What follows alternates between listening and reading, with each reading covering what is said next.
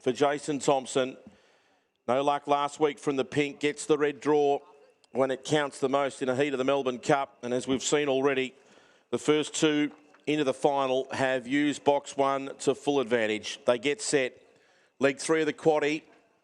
Favourite, even money, $2 Flying Zulu. $4 J is J. Now into $3.90. Last look at the board. Aussie Rocks at $6.50. Just about set to go. Race 7. Heat number 3 of the Sportsbet Melbourne Cup. They're set to go. Ready? Racing. Flying Zulu began well on the inside, is going to lead. Aussie Rock second, third across Lure of Kilkenny. Trying to get through was Vaucluse Bale. J's gone back to the road. The leader's gone to miss. Flying Zulu's gone to miss and gone back through the field. So it's Aussie Rocks in front. Vaucluse Bale's after it. Running on now was Spot Fox from the rear. Next in the field, Lure of Kilkenny from Launch Code. Around the turn, it's Aussie Rocks in front. Vaucluse Bale tries to get it, but Aussie Rocks is right up against the rail and into the Cup final. Aussie Rocks beat Vaucluse Bale and Spot Fox. Fourth close, Aston Costello, Allure of Kilkenny, Launch Code. Then came J is J, and Flying Zulu has completed the course, 29 and 39. I tell you what, Jeff Mitchell, I don't know if I've ever seen you that animated, but that is why you get up to get yourself into a Group 1 Melbourne Cup. Tell me how it feels. Unbelievable. That's what it's all about. Get up in the morning at 6 and everyone do their dogs. They're in the Melbourne Cup.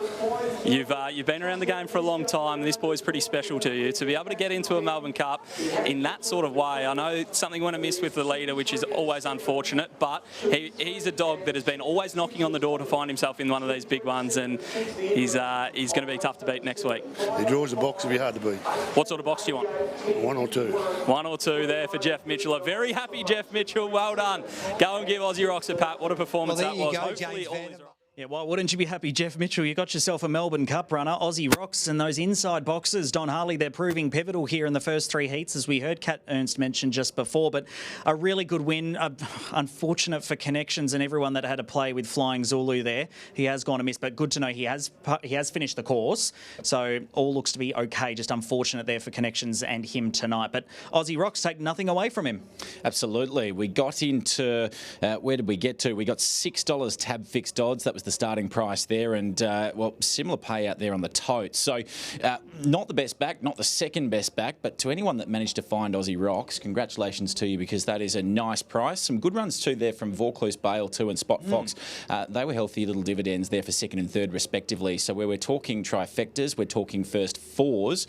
First four is coming in at about over $4,000. So that's not bad if you manage to get a slice of that, although given how well back the top two in the market were, I'm not sure too many people would have potentially got it. I wouldn't have thought so, but best of luck and congratulations to you if you did. Vaucluse Bale, that's 2 weeks in a row. He's just getting better and better. I know he didn't win tonight, but he's placed in a Melbourne Cup heat. He's run out of his skin at another big price, so the Daily Kennel surely happy with the performances of Vaucluse Bale in the last couple of weeks, and no doubt he's got some bigger fish to fry over the next few weeks, and it'll be interesting to see where he lands. And Spot Fox down the outside at a massive price.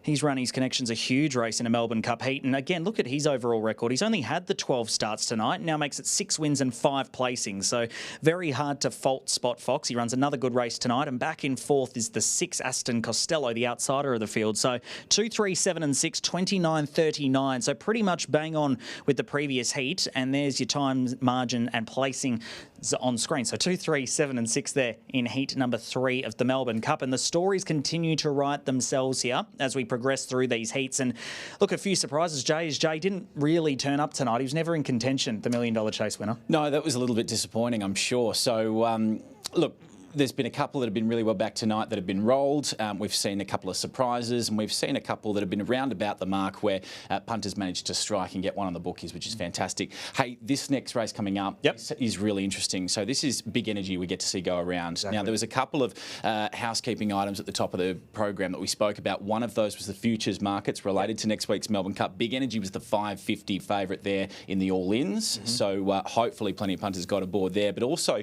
you were able to back the fastest of the heats. Yep.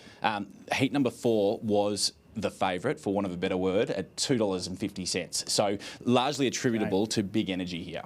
And this is where it'll get interesting now when those times players are getting factored in. And of course, we almost had identical times in the last two heats. So as we progress through, anyone that jumped on board with those betting markets, this will get even more interesting. But Big Energy, Jackie Greeno, I'm sure the pressure's on having the favourite for the Melbourne Cup, and you're not even in the race yet. This is where it's a fascinating concept, because you don't see this in many of our racing sports where it's a win and you're in. It's usually you get a few opportunities if you're able to find your way through the order of entry, so to speak. But that's not the case tonight. If Big Energy doesn't win, he's not in the final next week. Absolutely. So, but like you said, $5.50 in the futures market earlier tonight. If he wins tonight, that price is not going to be there at all next week. Particularly if he runs a good time. So if it's a quick time, which is expected to be, $5.50 becomes a really good value proposition. And crucial, and inside box as well. We're seeing how much they're paying off here in the first few heats. Will it continue in Heat 4? We'll find out shortly. Stay with us on Sky Racing Active. We'll join you to preview Heat 4 shortly.